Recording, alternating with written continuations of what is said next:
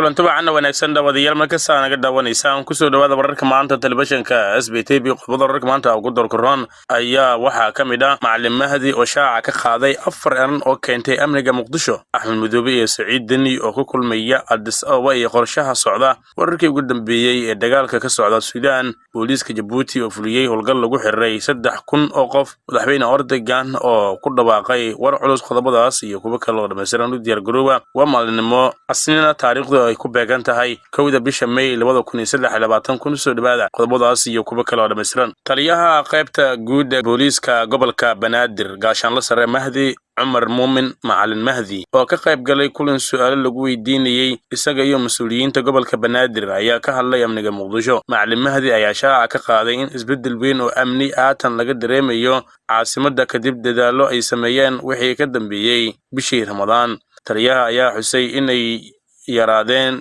dilalkii iyo qaraxyadii ka dhici jiray caasimadda wuxuuna sheegay inay ku timid howlgallada ay wadaan iyo isbedelada socda sidoo kale waxa uu sheegay in 4 arrimood ay keentay amniga iyo xasiloonida haatan ka taagan magaalada Muqdisho kuwaas oo kala shacabka Soomaaliyeed oo la shaqeeyay ciidamada amniga lana dagaalay al-shabaab dagaalka lagu beegsaday qaraha shabaab wada shaqeynta hay'adaha ammaanka iyo sidoo kale xakameynta hubka oo ugu weyn waxa kale oo ugu daray la dagaalanka dhaqaalaha door fiican ayay xukuumadda iyo dawladda qaadeen sida aad la socotaan inta qofka dhaqaale u haysto waa inta uu sii jiri karo ugu dambeyn waxa uu hoosta ka xariiqay in dhaqdhaqaaqyadooda iyo howlgalladooda ay sii wadi doonaan ayna ka hortagi doonaan wax kasta oo liddi ku ah amniga caasimadda Muqdisho madaxweynaha Jubbaland Axmed Maxamed Islaam iyo madaxweynaha Puntland Saciid Cabdullaahi Deni ayaa lagu wadaa inay dhawaan ku kulmaan dalka Itoobiya sida ay sheegeen ilwarade loo kalsoon yahay madaxweynaha Jubbaland ayaa hadda ku sugan magaalada Addis Ababa ee xarunta waddanka Itoobiya halkaas oo kula kulmayo ra'iisul wasaaraha dalkaas Abiy Ahmed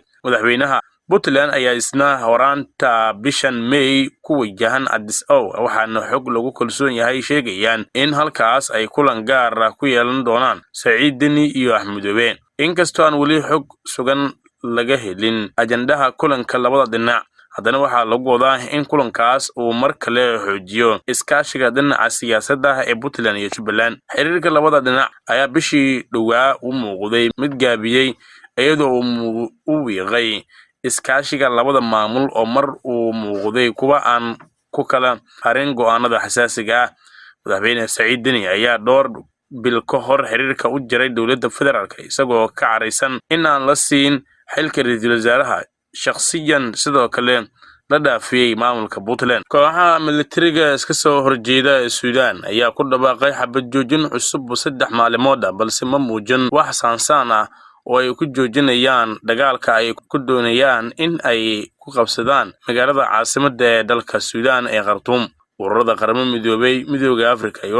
urur goboleedka IGAD ayaa si wadajir ah u soo saaray bayaan ay kaga digayaan dadka reer Suudaan inay uga baahi badan yihiin haatan xabad joojin si howlaha gargaarka bini'aadantinimo loo gaarsiiyo shacabka waxay sheegeen hay'adaha in waqtiga lagu kordhiyay xabad joojinta ee dheeraadka ay horseedayso in ay joogsadaan colaadaha qaramada midoobay midowga Afrika iyo IGAD ayaa ku booriyay dhinacyada isku haya Suudaan inay ka feejignaadaan weerarada aan loo meeldayin ee lagu qaadayo goobaha ay dadku ku badan yihiin ayna u hoggaansamaan shuruucda caalamiga ah RSF ayaa waxa madax u ah General Dagalo oo loo yaqaan Hamiti kaasoo noqday maalqabeen aad u weyn sanadihii ugu dambeeyay kadib markii uu la wareegay macdanta dahabka ah ee dalka Suudaan dawladda Djibouti ayaa xaddii ku dhawaaqday howlgallo ka dhan ah tahriibka iyada oo telefishinka dawladda u wariyay in booliiska ay xireen 3,000 oo qof oo la musaafurin doona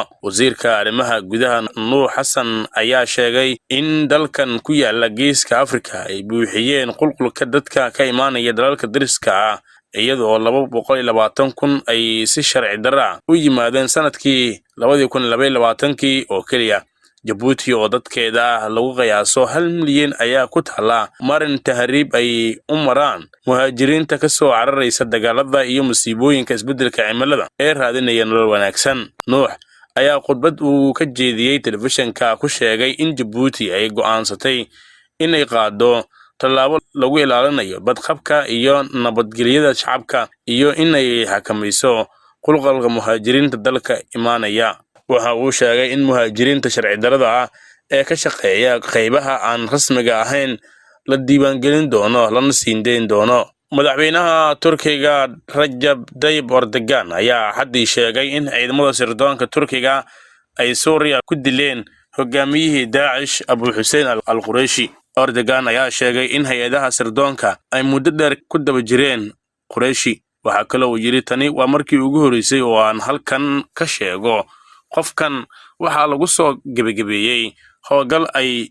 mid fulsay. Erdogan madaxweynaha Turkiga ayaa ku guudiyay in ay sii wadi doonaan dagaalka ka dhanka kooxaha argagixisada. ila deegaanka iyo kuwa ammaanka Suuriya ayaa sheegay in weerarka uu ka dhacay magaalada Jandaris ee waqooyiga Suuriya halkaas oo ay maamulaan kooxaha uu Turkigu taageero waxayna ka mid tahay meelaha ugu badan ee uu saameeyay dhulgariirkii 6 Febraayo ku dhuftay Turkiga iyo Suuriya. balse Daesh ayaa lumiyay awoodii ay ku haysay dhulkaas kadib howlgallo ay sameeyeen ciidamada Mareykanka ee Suuriya iyo Ciraaq